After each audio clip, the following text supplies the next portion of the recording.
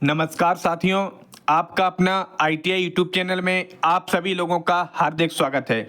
आज के वीडियो का थंबनेल सभी साथियों ने चेक कर लिया होगा। जो आज का हमारा वीडियो रहने वाला है वह यूपी स्कॉलरशिप से रिलेटेड रहने वाला है। कल 22 मार्च की डेट में काफ़ी छात्रों के अकाउंट में जो विभाग द्वारा पैसा भेजा जाना था वह पैसा सक्सेसफुल उनके अकाउंट में पहुंच गया है। लेकिन काफ़ी ऐसे छात्र हैं जिनका अभी PFMS पर नो डाटा फाउंड प्रदर्शित हो रहा था, जिस कारण से उन्होंने अपना स्टेटस चेक नहीं कर पाया है।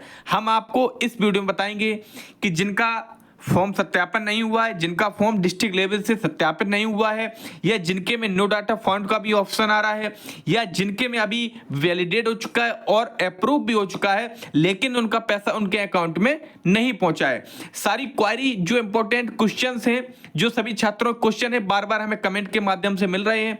हमारा आज का पूरा वीडियो उन्हीं प्रॉब्लम्स पे रहेंगी जो प्रॉब्लम आपके द्वारा जो हमें कमेंट में दिए गए हैं। उम्मीद ये करेंगे कि सारी जो एरर है वो आपको स्टेप बाय स्टेप तरीके से हम समझा सकें। अगर आप हमारे यूट्यूब चैनल पर पहली बार जुड़े हो, हमारे चैनल को सब्सक्राइब कर लें, बेल आइकन को प्रेस कर लें और वीडियो आपको अच्छा लगे तो अंत में वीडियो को लाइक अवश्य कर दें। चलिए सबसे पहले हम जो बात करते हैं कि काफी छात्र हैं जिनका 22 मार्च की डेट में, आज आपकी 23 मार्च है, दिन रविवार है, कल शनिवार की डेट में 22 मार्च की डेट में काफी छात्रों के अकाउंट में जो पैसा ट्रांसफर किया गया था, कोई भी आपकी कैटेगरी हो, जनरल, SC, ST, OBC और माइनॉरिटी, कोई भी आपकी कैटेगरी हो, सभी कैटेगरी का जो पैसा भेजा गया था वो लगभग ज्यादातर छात्रों का, कोई भी आपका कोर्स हो, BA, BSc, B.Ed, BTC, ITI, polytechnic, D pharma, कोई भी आप कोर्स यूपी सरकार से रिलेटेड मान्यता प्राप्त जहां स्कॉलर में आपने आवेदन किया है, तो लगभग ज्यादा से ज्यादा छात्रों का जो पैसा है वो कल की डेट में 22 मार्च को उनके अकाउंट में ट्रांसफर किया गया था। लेकिन काफी हमारे जो छात्र हैं जिनका जब वो है वो अपना PFMS पर जाकर अपना पेमेंट डिटेल में जाकर अपना रजिस्ट्रेशन नंबर डालकर वह अपना स्टेटस चेक करते थे, तो स्टेटस में नो डाटा फाउंड का ऑप्शन उनके सामने प्रदर्शित हो जाता था, जिस कारण से वह अपना स्टेटस चेक नहीं कर पा रहे थे। हम आपको बताएंगे कि उनका जो स्टेटस है वो नो डाटा फाउंड किस तरीके से बता रहा था और पोर्टल पर क्या जो अपडेशन की प्रक्रिया की गई है PFMS के पोर्टल पर, हम आपको लाइव प्रोसेस आगे बताने वाले हैं। अगर आपने अभी तक इस यूट्यूब चैनल को सब्सक्राइब नहीं किया, सब्सक्राइब कर लें, बेल आइकन को प्रेस कर लें। चलिए आपके सामने गूगल खुलकर आ चुका है, आप सभी लोगों को दिखाई दे रहा होगा। गूगल पर हम टाइप करेंगे PFMS, जैसे ही हम टाइप करेंगे तो आपके सामने आपको दिखाई दे रहा होगा PFMS की जो साइट है वो आपके सामने ओपन हो चुकी है। सभी लोगों को दिखाई दे रहा होगा PFMS की जो साइट है वो आपके सामने ओपन हो चुकी है। हम पहली वाली जो साइट है उस साइट पर क्लिक करेंगे। जैसे हम PFMS वाली साइट पर क्लिक करेंगे तो आपके सामने जो PFMS का डैशबोर्ड है वो आपके सामने ओपन हो चुका है। आप सभी लोगों को दिखाई दे रहा होगा जो PFMS साइट का डैशबोर्ड है वो आपके सामने ओपन हो चुका है।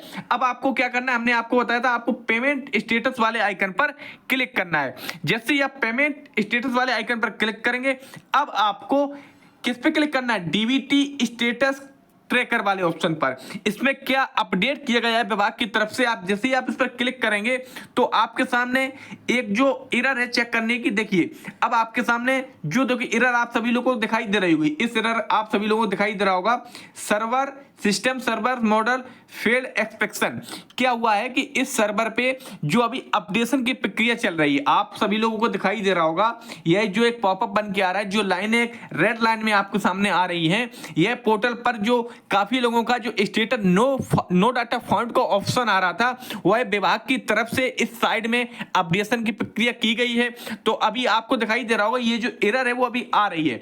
अब आपको क्या करना है कि आज आप लगभग 12 या 1 बजे के बाद अपना PFMS पर आप अपना स्टेटस चेक करना, क्योंकि अभी कुछ देर पहले इसमें लिख के आ रहा था कि server side is server busy, लेकिन अब इसमें क्या आ रहा है कि नया ये पॉपअप बन के आ चुका है। लेकिन इसमें आप देख रहे होंगे इसमें सर्च करने के लिए भी आपको एक ऑप्शन दिखाई दे रहा है, लेकिन काफी छात्र अगर अपना अभी डाटा सर्च करेंगे तो हो सकता है उनके नो डाटा फाउंड का अभी ऑप्शन आए, क्योंकि पोर्टल पर इस तरीके का जो एरर है वह नहीं आता था, लेकिन अब एरर है जो आपके सामने है, एरर प्रदर्शित हो रहा है। तो परेशान ना हो, जिन छात्र का नो डाटा फाउंड का ऑप्शन आ रहा था या उनका पेमेंट बैंक से पेंडिंग में था, या उनका जो ट्रेजरी साइन है वो अप्रूव हो चुका था, या उनके जो पैसे हैं वो ज्यादा पैसे थे पर बाद में अपडेट होकर कम पैसे प्रदर्शित होने लगे।